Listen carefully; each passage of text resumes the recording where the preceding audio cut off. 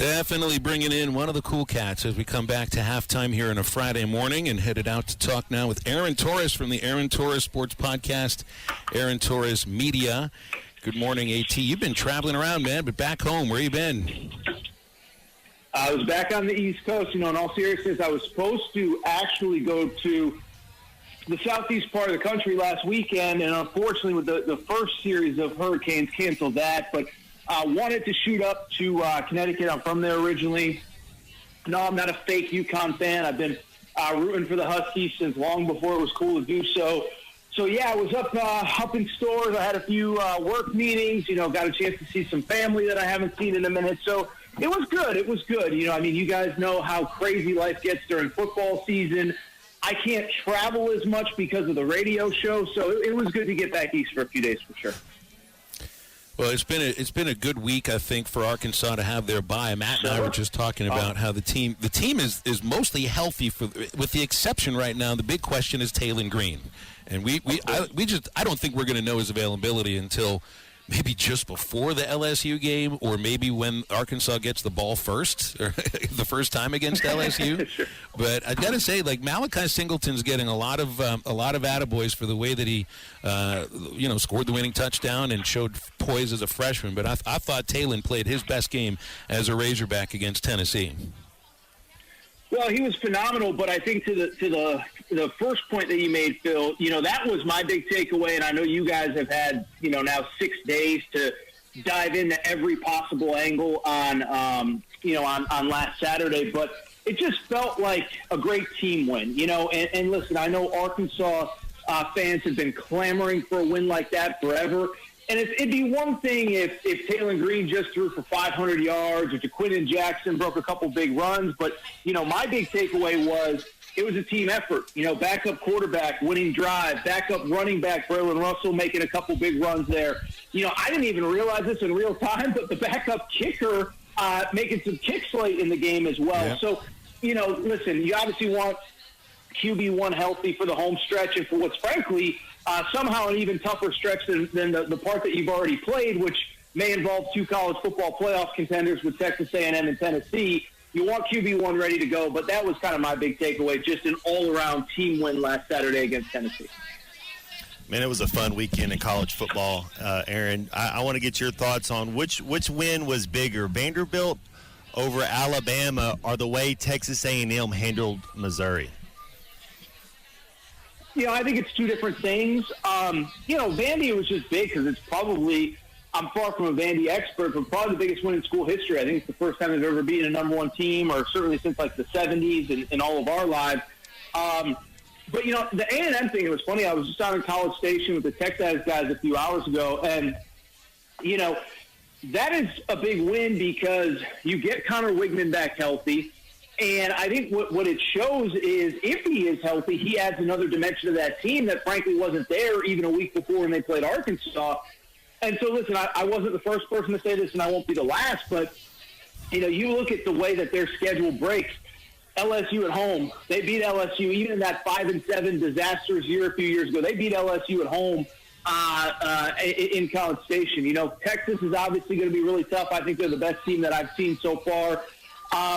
But I just bring it up because the schedule is there for them to, be 9-2 going into the Texas game, be maybe even 10-1 going into that Texas game, and potentially be competing for a college football playoff berth. So I think they're both big for different reasons, but I think Texas A&M, as weird as it sounds, and I know Arkansas fans are still probably mad they didn't get that one 2 weeks ago, but with the way the schedule broke and the way Connor Wigman looked, I really do think that they are a legitimate playoff contender in this 12-team playoff era.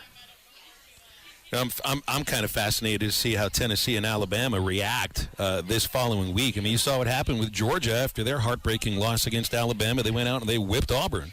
Auburn's just, I don't think they're very good, but I think Tennessee and Alabama are good teams. And by the way, I mean, those who were pointing out about Alabama's loss against Vanderbilt on the road and how, maybe this is a sign of Kalen DeBoer at Alabama and everything, do we remember that Nick Saban lost to ULM his first year? I mean, these things happen in first years sometimes. Well, guys, I've been doing this a long time, and not really much surprises me. It's funny, right? Because every time the first couple weeks that I would react to something, people would say, oh, Torres, it's a 12-team playoff era. You need to stop overreacting to one loss. And I don't know if it's just because people are hoping that Bama falls off under Taylen DeBoer or they're not educated. Listen, if you're an Alabama fan, I think you can have legitimate concern about the defense. But for everybody else to make this some sort of sign that, Alabama, the program is crumbling, I just don't see it. And you go back to the weeks after Taylen DeBoer was hired, you kind of sat there and said, well, if they can even get into that 12-team playoff, that's a successful year one. Now, all of a sudden, he's probably a little bit better than people think, early on in the season. You beat Georgia. Recruiting's going well.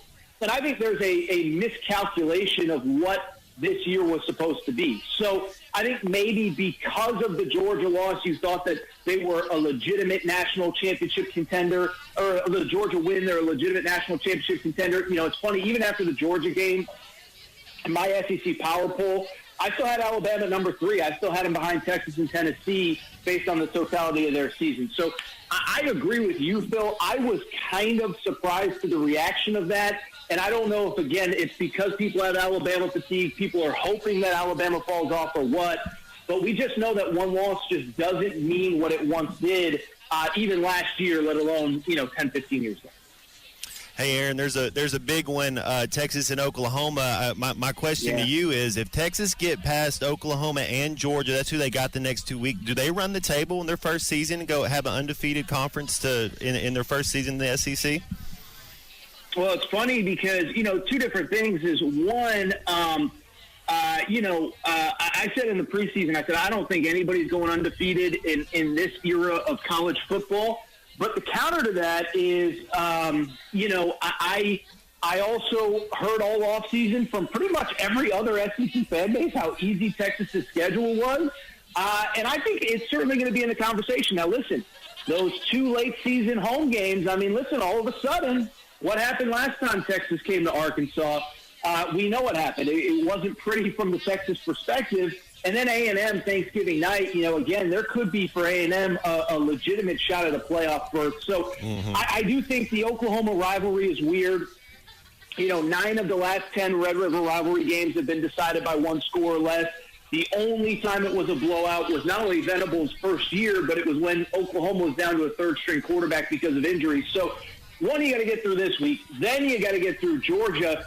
Then I do think you can start having that conversation, Matt. But I still think, based on what I saw last weekend of that Fayetteville crowd, and then, of course, what is also potentially to come in College Station end of the year, I think those 2 road games to end, middle to the end of November, I just think they're a lot tougher than we thought even 2-3 weeks ago.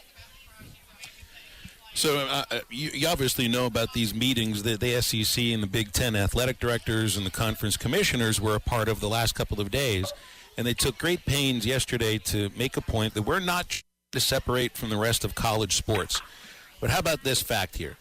Aaron, every single college football championship game since 1999 has included at least one school that is in either the SEC or the Big Ten, and 14 of those games, both teams are currently in the SEC and the Big Ten. Now, you look at the other sports, and I feel like sometimes this conversation, unfortunately, is independent of the other sports, and it's about football. If it's just about football, why wouldn't the SEC and Big Ten try to separate from everybody else? They have the teams that matter that play for the championship. Well, I think the only reason they wouldn't try to separate from everybody else is because, what happens in a year where Clemson is really good or for it. And then you can kind of argue, it's a tainted championship or whatever. But I think to the point that you just made, Phil, listen, they know they have the leverage, and I think they're going to use it. And we've heard about, multiple different things. I think the latest last week was, is there a possibility of getting 4 auto bids for both the Big Ten and the SEC? Over the summer it was, do we go to 14 teams and give the Big Ten and SEC champions automatic bids? I personally don't love it. I would love to live in a world where, we do this crazy thing, guys, called play the first college football playoff at 12 teams before we blow it up. I know that's totally like a totally cutting-edge idea, but how about we play one before we decide it's terrible and need to do it over again? But the counter to that is that if you have power, you're going to use it. And I do think, to your point, Phil, there is no doubt that the power structure is in those two. And I'll take it local, guys. I mean, listen, I think there are other good teams in those. I think Miami is really good. I think Clemson has kind of figured some things out. They're a better team than week one. But you watch the rest of the sport, and I think an Arkansas fan would attest to this. That Arkansas team that we saw on Saturday night, you mean to tell me they couldn't compete in the Big 12 for a championship? And the Big 12 is going to get an automatic bid to this thing. The ACC, I think Arkansas would be in that upper tier, and it's the same across the board with some of these other teams, with, a Missouri that didn't look good, with a South Carolina that's had highs and lows. So it's tough for me because, I know I've said it a few times, and I'll be quick on this point. I do wish that we just let this first 12-team playoff unfold before we decided we had to change it. But I also, being somebody that has a baseline understanding of business, a baseline understanding of how to run a business, when you have the leverage, when you have the power, when you have the assets that matter, it's hard for me to blame Petiti or Greg Sankey for taking advantage of it.